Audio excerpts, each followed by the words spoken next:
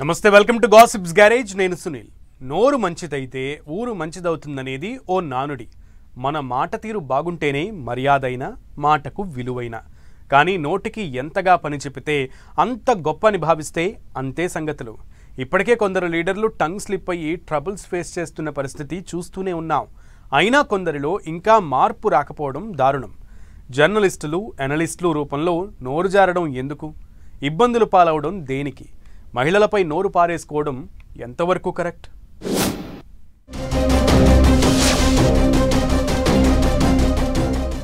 నోటికి ఎంతొస్తే అంత మాట్లాడితేనే గొప్ప జర్నలిస్టులు ఎనలిస్టులు అయితే అసభ్యంగా మాట్లాడొచ్చా మహిళలను ఉద్దేశించి టంగ్ స్లిప్ అవడం కరెక్టేనా దేనికైనా ఒక హద్దు ఉంటుంది విమర్శ ప్రతి విమర్శ ఇవన్నీ కామన్ కానీ ఈ క్రమంలో గీత దాటితేనే ప్రాబ్లం టంగ్ స్లిప్ ఎవరైనా ఇబ్బందులు ఫేస్ చేయక తప్పదు వన్స్ లైన్ క్రాస్ అయితే స్థాయితో సంబంధం లేకుండా ఎవరైనా సమస్యల్లో చిక్కుకోవాల్సిందే ఇప్పుడు ఏపీ అమరావతి రైతుల విషయంలో కొందరు చేసిన కామెంట్స్ ను చూస్తే అదే అనిపిస్తుంది జర్నలిస్టులు ఎనలిస్టులు మేధావుల ముసుగులో ఏకంగా మహిళలను ఉద్దేశించి నోటికొచ్చినట్లు బూతులు మాట్లాడడం ఎంతవరకు కరెక్ట్ అనేదే చర్చనీయాంశంగా మారింది అమరావతి మహిళల మీద నోరు పారేసుకోవడం తీవ్ర దుమారం లేపుతోంది ఓ న్యూస్ ఛానల్లో టెలికాస్ట్ అయిన చర్చా కార్యక్రమంలో అమరావతి వేశ్యల రాజధాని అని ఓ జర్నలిస్టు మాట్లాడడం ఆ ప్రోగ్రాం హోస్ట్ గా ఉన్న ఇంకో సీనియర్ జర్నలిస్ట్ సదరు వ్యక్తి మాటలను ఖండించకపోవడం వివాదాస్పదమవుతోంది మీడియా అంటేనే పబ్లిక్ ని ఇన్ఫ్లుయెన్స్ చేసేది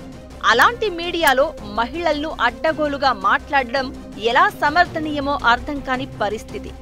ఎవరైనా నోరు అదుపులో పెట్టుకుని మాట్లాడితేనే వాళ్లకు మంచిది సమాజానికి కూడా మంచిది టంగ్ స్లిప్ అయితే ట్రబుల్స్ తప్పవు పైగా ఎన్నో ఏళ్లుగా కష్టపడి ఓ ఫీల్డ్లో ఉండి అంతో ఇంతో పేరు తెచ్చుకుని ఓ స్థాయికి వచ్చాక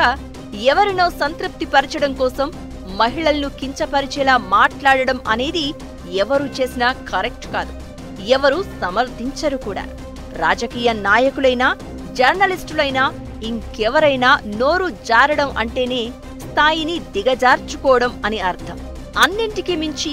మహిళల విషయంలో ఎంత జాగ్రత్తగా మాట్లాడితే అంత మంచిదనేది అందరికీ తెలిసిన విషయమే మాట అనడం చాలా సింపుల్ దాని పర్యవసానాలు ఫేస్ చేయడమే కష్టం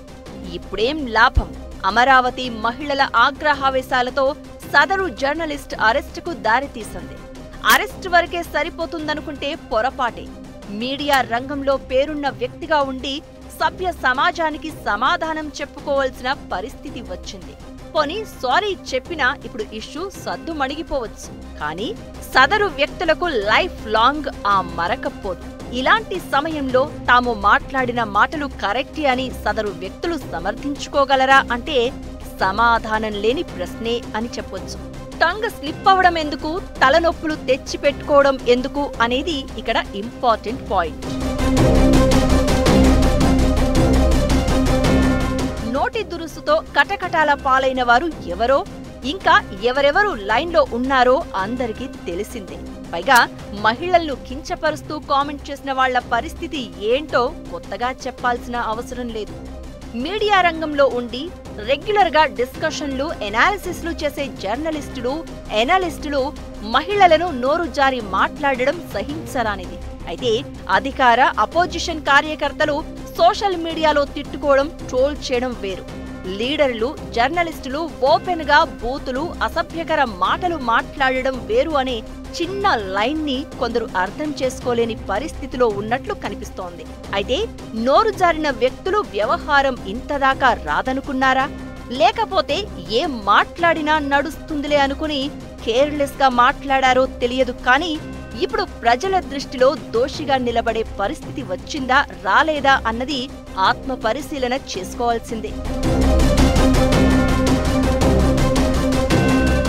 అమరావతి మహిళలను ఉద్దేశించి మొహానికి రంగులేసుకుని కూర్చుంటున్నారు అంటూ అప్పట్లో మాట్లాడారు అమరావతి ఒక శ్మశానమని ఇంకో పెద్ద మనిషి నోరు పారేసుకున్నారు. అక్కడ ఆడబిడ్డలను పెయిడ్ ఆర్టిస్టులు అంటూ వైసీపీ లీడర్లు హేళన చేసిన సందర్భాలు ఉన్నాయి. అయితే ఈ విషయంలోనే కాదు, మహిళలను కించపరిచేలా ఎవరు మాట్లాడినా తప్పే. కానీ లీడర్లు దాన్ని ఫాలో కావడం లేదు. లేటెస్ట్ గా కొందరు జర్నలిస్టులు, ఎనలిస్టులు ముసుగులో అలా మాట్లాడడం కూడా ఆమోదయోగ్యం కాదు. ఎవరైనా సరే మహిళల ఆత్మాభిమానాన్ని, గౌరవ మర్యాదలను మంటగలిపే వ్యాఖ్యలు ఎవరు చేసినా తప్పే. పార్టీలు, నాయకులు, స్థాయిలు, హోదాలతో సంబంధం లేదు. ఆ లెక్కకు వస్తే మహిళలను గౌరవించని వాడు మనిషే కాదు. రాబోయే రోజుల్లో ఇలాంటివి రిపీట్ కావద్దంటే విద్వేషం తలకెక్కి అవాకులు చెవాకులు పేలుతున్న వారిని కట్టడి చేయాల్సిందే అంటోంది మహిళా లోకం.